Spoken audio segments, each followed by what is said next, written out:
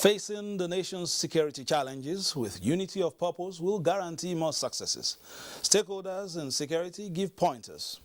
Katsina records reduction in cases of terrorism, banditry and kidnapping. Sokoto State is exploring all options to tackle cases of insecurity in different parts of that state. And also on political update today, some political parties strategize on getting the youths on board in the nation's quest for development. Plus, APC's February of decision. Who wants what? During the crucial and defining national convention. Join us for this and more. I am Fisayo Ogunfui. Welcome. Governor Aminu Masari of Katsina has announced a drastic reduction of cases in terrorism, banditry and kidnapping in the state, insisting that the recent killing of his Commissioner for Science and Technology, Dr. Rabi Nasir, was politically motivated. Governor Masari was speaking with newsmen after leading a delegation of Katsina Elders Forum on a courtesy call to President Muhammadu Buhari. Members of the Katsina Elders Forum were in the State House to make a formal request for the conversion of the Federal Medical Center Katsina into a teaching hospital to be handed over to the Faculty of Medicine of the state-owned Umaru Musa Yar'Adua University. We had all the teaching staff in the university. We have the laboratory. Everything is in place except the teaching hospital. That's why we come to intervene, so that we can be given opportunity to use this federal facility until such a time we will be ready to go. Unless that is done, I'm afraid all the investment made by both the federal government and state government in establishing faculty of medicine in Umaru Musa Yar'Adua will be lying west. I will expect the Minister of Health to take the issues seriously, study the documents, and have a comprehensive memo to me and send it as soon as possible. Governor Aminu Bello Masari is of the view that if the Federal Medical Center Katsina is converted into a teaching hospital, Daura Emirate should have the opportunity of having a federal medical center. The delegation also used the opportunity to show appreciation to the president for the improved security situation in the state. We saw a drastic drop of over 100% in terms of the rates of kidnappings, killings, and associated crimes with banditry. What will you attribute that? Well, I think combined efforts of the security containment order and the efforts of the security forces to go after informants in particular, and also to go after the bandits hideout. And even 2 days ago they had an operation of clearance, which I think is proving very successful. And I think what is most important for us to succeed is for all the states, especially in northwestern states, to take the pain and work together to make sure that we block all the loopholes. The governor described as welcoming the resolve by Katsina and her neighboring states to collaborate more effectively on the fight against crime and criminality across their borders. In other developments, we understand that President Muhammadu Buhari may have agreed in principle to declare a state of emergency on security in parts of the country.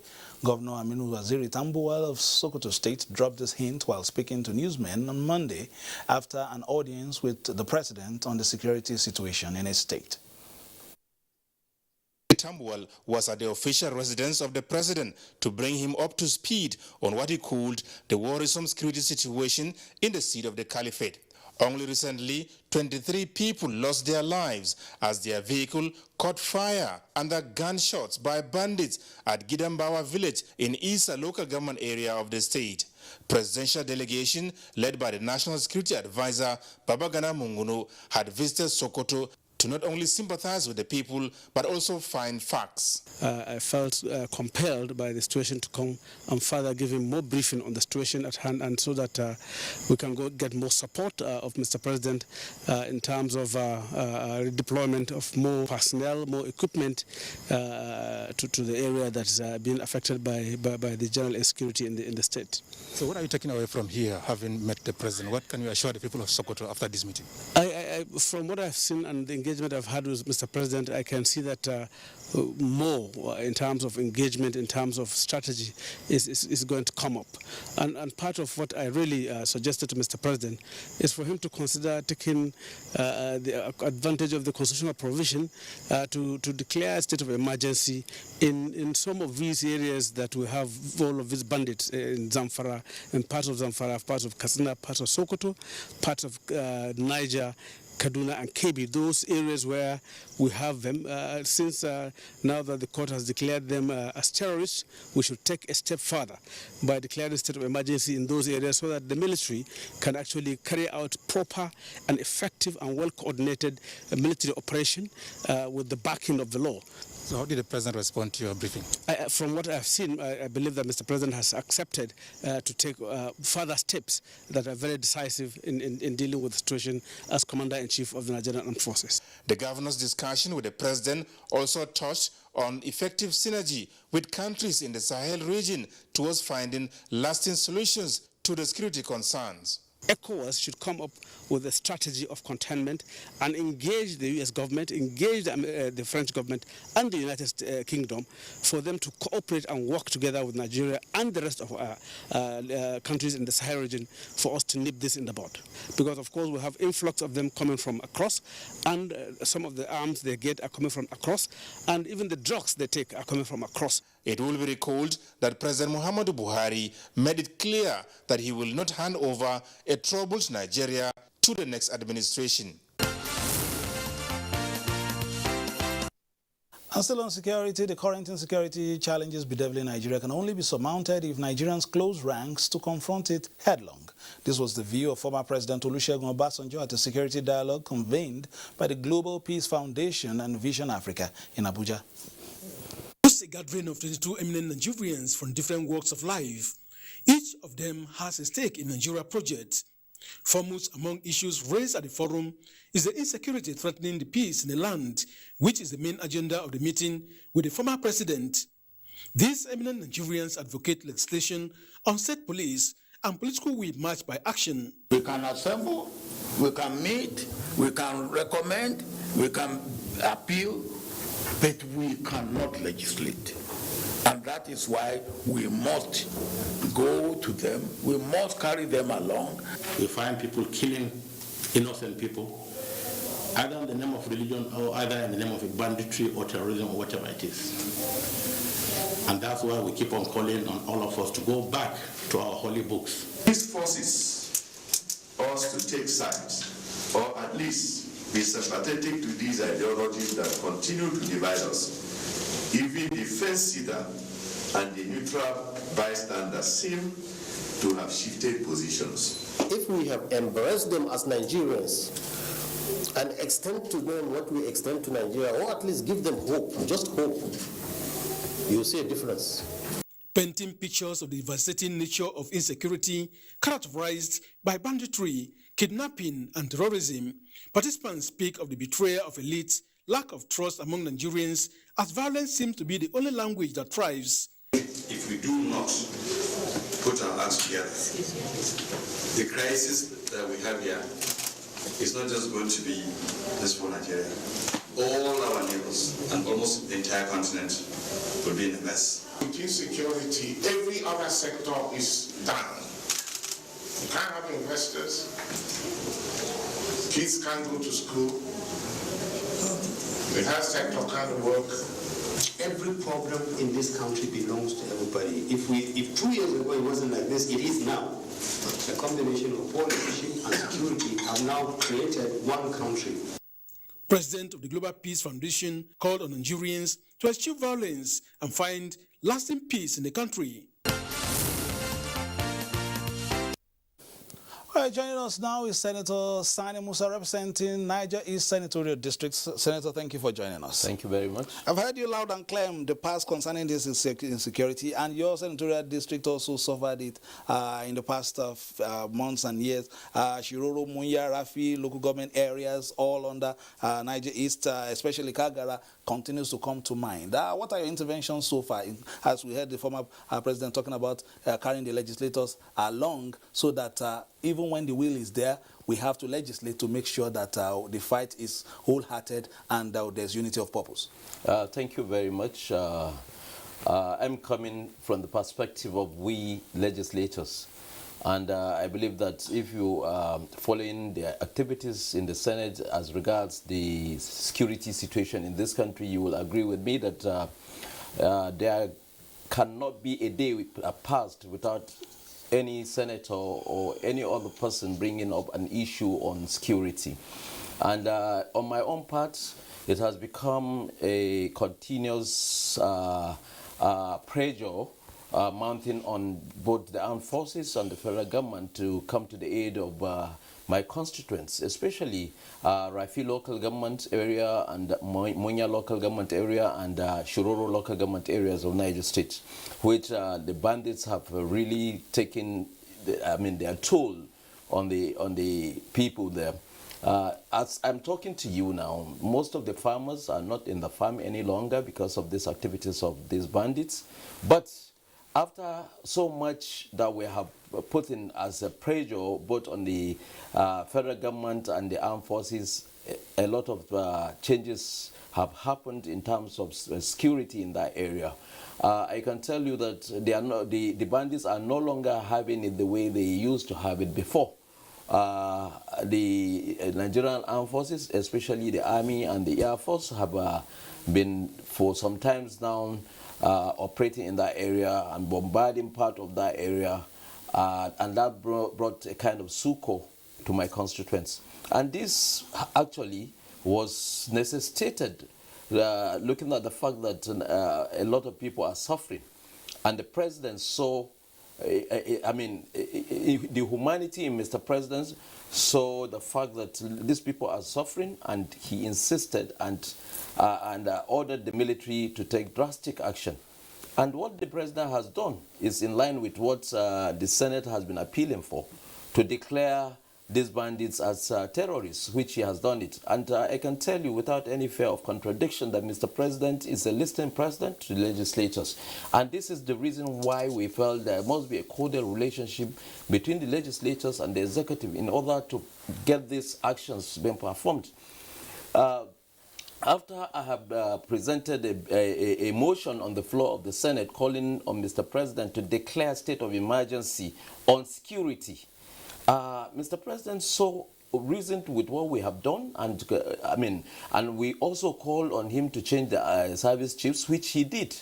And after doing that, a lot of changes have come. Yes, these bandits are not like conventional army. They ambush. These are people that are ragtag. So it's not going to be easy to get this thing overnight stopped. But with the position the government have taken now, I'm sure within a short period of time, we will see that peace return to these areas. All right, but in all this, is it easy to still do constituency activities, going home, doing this and that? What has changed, especially with the footprints of terror? In the last maybe 6 months, it has been very difficult to get to those areas. But I can tell you now, we are doing a lot in those areas.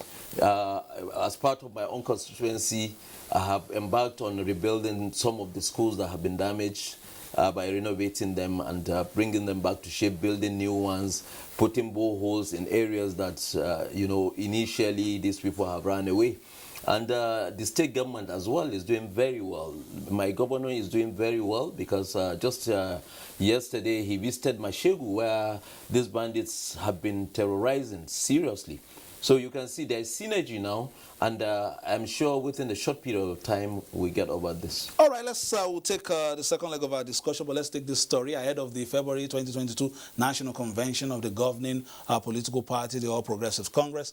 Stakeholders, particularly those aspiring for the party's #1 seat, are already feeling the pressure of widespread expectations. Saliu Guanara chronicles the activities of the party and some of the actors in the party leadership debate. Since the dissolution of the Adams Oshiomhole APC National Working Committee, the 13-member Caretaker and Extraordinary Convention Planning Committee under the leadership of Yobe State Governor Mem Malabuni is the one directing the party's affairs. This is in accordance with Article 13(3), subsection 6 of the APC Constitution 2014 as amended, which gives the National Executive Committee NEC power to create, elect, and appoint any committee it may deem necessary and assign to such committee powers and functions as it may deem fit and proper.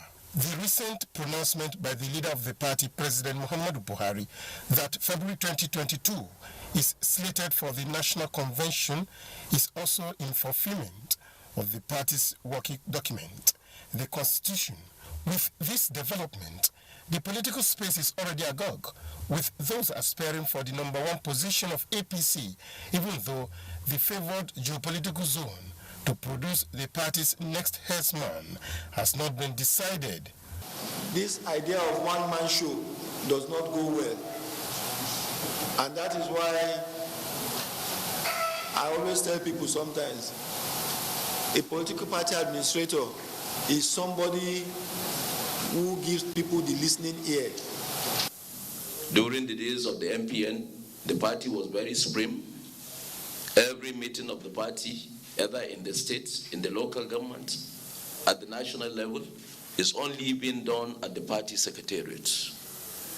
And when you don't have an institution that is strong, that will be able to stand to enforce those qualities that will make it tick, definitely, no matter the kind of foundation you have, the pillars will be very weak. All right, I was just saying we should get in to, because time is running out, we still have about 3 reports.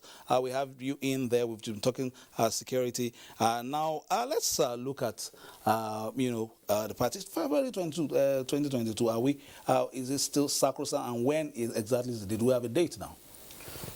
As far as the APC is concerned, the convention is coming up, and at the right time, the Caretaker Extraordinary Convention Planning Committee, CECPN, will sit, and then they will agree at a date, and then the National Executive Committee as well will meet, and then Mr. President, as leader of the party, will give note, and they go ahead for the convention to hold. So we cannot just cross the bridge when we are not yet there.